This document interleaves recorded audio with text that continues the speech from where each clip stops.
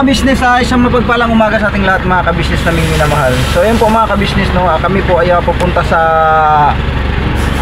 barangay mga ka-business kasi ayusin ko lang. Magpapa-blatter tayo mga ka-business dahil dito sa nangyari kay Yasio mga ka-business kahapon, ano. So kailangan natin magpa-blatter kasi iba na yung nakakasiguro din tayo. Baka mamaya kung sakaling ulitin pa nila yung pangyayaring ito, wala na tayong maraming susbalungos, at least alam na natin. So yun po mga ka-business, pagsamahan nyo po kami sa umaga na to. Kasama ko sila si Itong, si Bay ang pagmamaniuin ko para masanay na rin. Tapos yan sila si Yasio, si Amaru, tapos si Mengay, kasama namin si Mengay mga business. Kasi yung kondisyon ni Yasio kasi mga business ay yun na nga, ay hilo. Bagaman natag neto ay napasitis ka na, no? na rin na x-ray. So okay naman, wala naman daw naging problema, sabi ng doktor. Okay naman, clear naman yung kanyang ulo at saka yung sa tawan. Kanya lang sabi, obserbahan ko din siya within 7 days mga ka-business, kasi nga yung bata nahihilo at saka kahapon grabe yung pagsusukan ni Yasio mga ka-business, kaya medyo na kinakabahan kami. Kaya ang ginawa namin, pinasitiskan na namin agad, na kami pa kaya po mga ka-business, itong sitwasyon na to nakakalungkot lang. Sino ba nang may gusto sa mga ganitong mga pangyari na ayaw nga natin may ganito pangyari. Si Kuya Istong, hindi ka pa kumain doon, so kailangan nating aksyonan at gampanan lang natin yung ating bahagi bilang magulang. So yan po mga kabis, hanggang dito lang muna mga ka-business kasi ayan si Mingay. Andiyan pa si Jun kasama. Ay wala. Kasama ba si Jun? Kasama? Kasama din pa si Jun. Ay si Bay ang magiging piloto mga ka-business para masanay na rin si Bay. Sanayin na natin ito ng sanayin mga ka-business. Kasi dito naman sa pula na to, dito siya bihasa Meg! Migo! Diyan ka lang muna, Migo.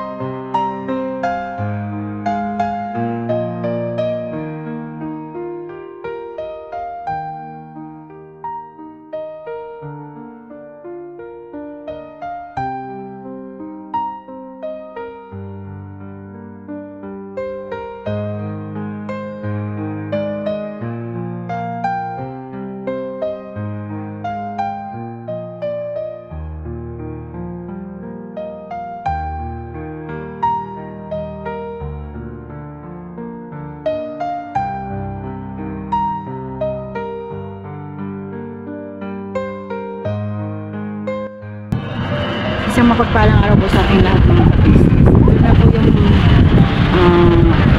vlog po namin, kung napanood nyo na po yung nangyari kahapon. Ito naman po yung sumunod na araw na hindi po namin naasikaso yung blatter. Kasi gusto ko po sana hindi na i-blatter. Pero para rin naman po maturuan ng mabuting asal ang mga kabataan ngayon. Kailangan po nilang malaman na hindi lahat ng bagay dadaanin sa init ng ulo. Huwag padalos-dalos. Katulad po niyan, umawat lang si Yasio, tapos siya pa yung nagkaganito, nasaktan, naagrabyado, nagkasugat, hindi makakapasok ng 1 linggo. Under observation pa rin po. Kasi nga po, yun nga, ang laki po ng sugat niya sa noo niya. Tapos ang isa pa po, meron din po kami mga charts. So kailangan namin sa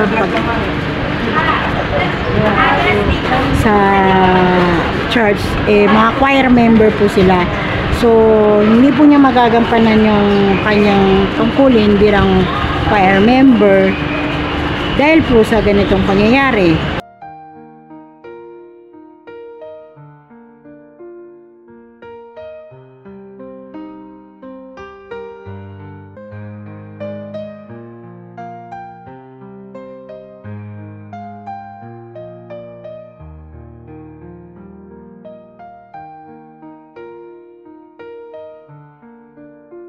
Mga kabisnes, nakarating na po kami.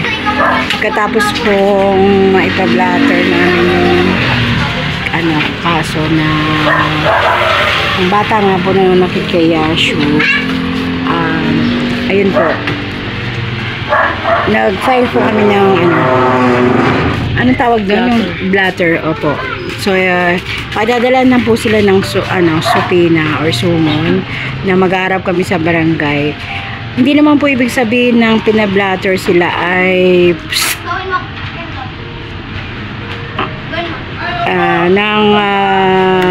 parang yung pakikipag-ayos po ba na magiging planchado po yung lahat ng pag-uusapan po, ganun po. Pag-uusapan po namin yung mga katulad ng gastusin.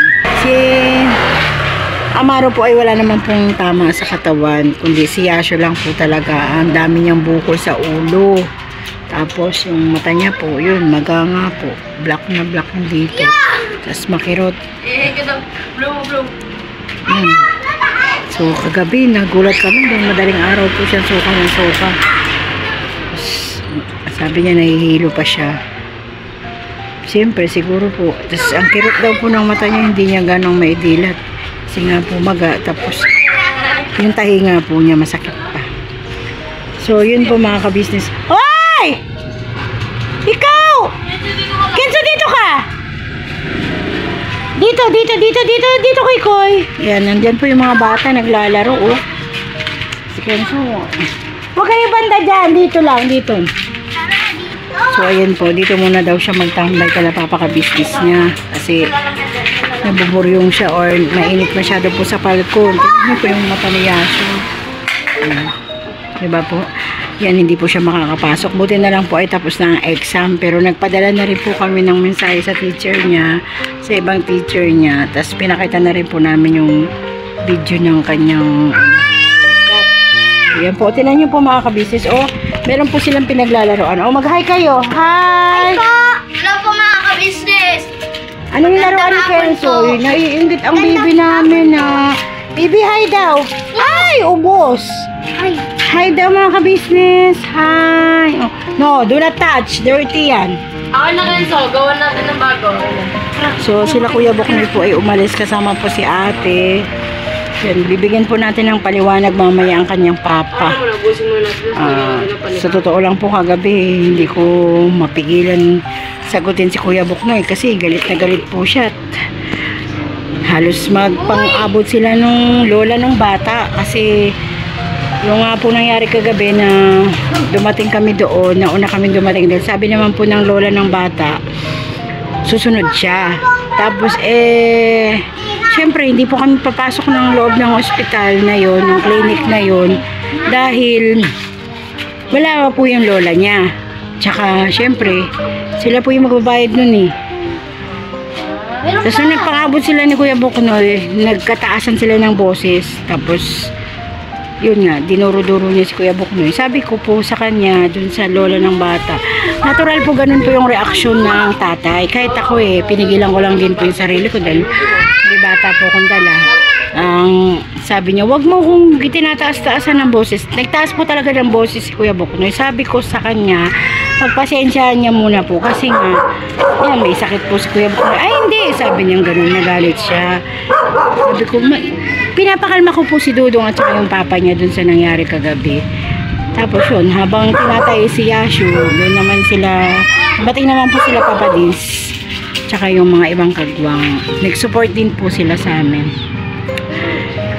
Wala pong gustong may mangyari ng ganung sitwasyon mga business. Tsaka si Yashu po ay hindi naman po siya talaga as in basagulero.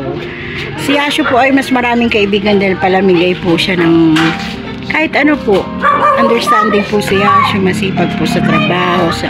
Yun nga lang po, ayaw yun na nga po, sa totoo lang, ayaw na po talaga mag-aaral eh. Kasi ang gusto niya makatulong sa papa niya.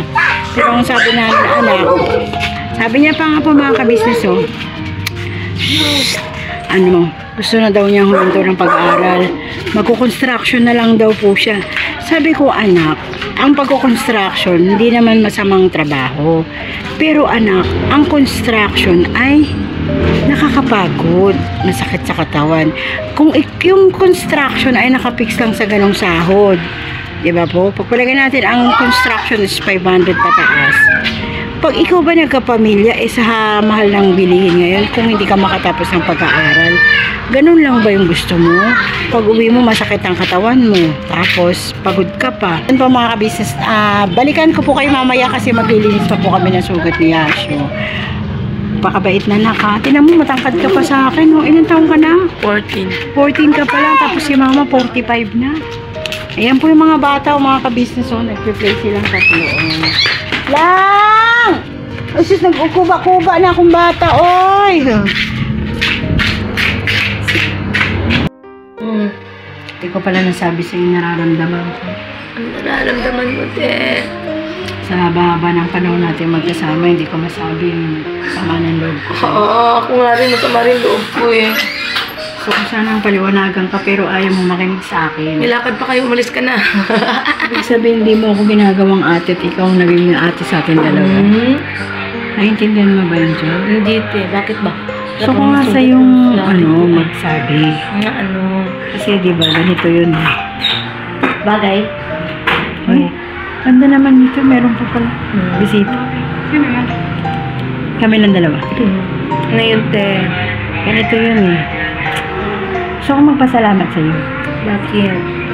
Sige, Baka na naman magpapalam sa pain kita dyan eh. Alam mo mga kabisnes, narinig nyo ate, sinisipa. Kasi mga kabisnes, baka naman tungtiman itong babaeng to. Papaalam ako sa'yo.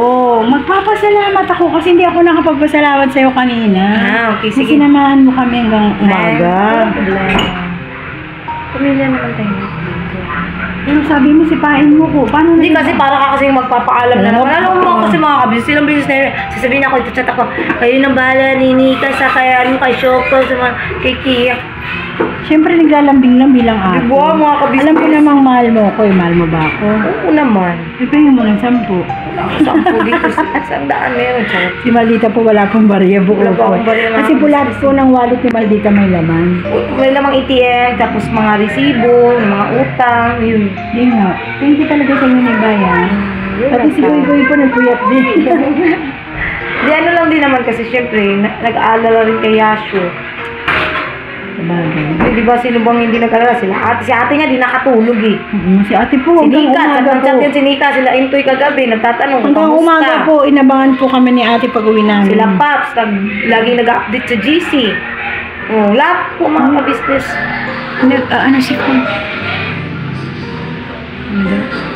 Thank you very much, Jonah. You're welcome, Chen. Love you. Love you. Para kasi Chopo, dumidedi na sa akin ha. Siyempre, tita. Parang ba't ayaw? Diba? Oo. Ano yun? Hindi narinig yung radyo dito eh. Baka lobat yan. Itanay ka. Alam ko. Yes. Gusto ko lang magpasalamat sa'yo. For what? For being concerned to my family. I love you. I love you too. Thank you. Kahit wala ka doon, lagi ka naman nag-chat mo na ano. Siyempre, sino pa naman hindi? Siyempre nakakapag-alala kaya. Kachat ko siya kagabi ako Kasi kahapon okay na eh. Tapos biglang paggabi, kailangan pala. Hindi pa naman kami kagabi, hindi kami handa. Bakit? Kasi umabot kami hanggang alas 5 ng umaga. Kasi anong oras yun? Alas 3 na yun eh. Pati sila kuya at si ate nagtulong. Pero okay na. Okay na. Ano na lang, pag-uusap na lang sa barangay. Okay na. Yung di ba nagbayad kayo kagabi? Hindi mo kami nagbayad. Ay, hindi ba? Sabi sa ospital, kailangan daw ang magbayad din sila. Oo nga. Nagbayad na sila. Hindi pa. Patawag pa eh. May supina sila. Para pag-usapan yung bayaran. Kaya yun, mga siguro 1 week Buti daw eh. nakalabas kayo. Pwede naman daw, pero may bibilangan yung araw. Ang palugit nga sa akin sa ospital ay 2 days lang. Bantayin daw na sila mismo. O ano sabi nung magulang ng Hindi ko pa siya nakausap eh. O sino nakausap niyo sa barangay? Hindi, blatter pa lang yun. Supina pa lang. Pagka ano yan sila Akala ko ano na yun, nakausap. Hindi pa. Hindi mo naman siya pwedeng ipatawag ng ganun. Kailangan merong papers eh. Mga ka-business, yung lakad namin kanina, mga ka-business namin minamahal, yung sa pagpapablatter doon sa barangay, yung sa problema ni Yasio. Yun, okay naman na, ayos na. Hintayin na lang yung summon nung ano, nung kinocomplain, mga ka-business, para mapag-usapan yung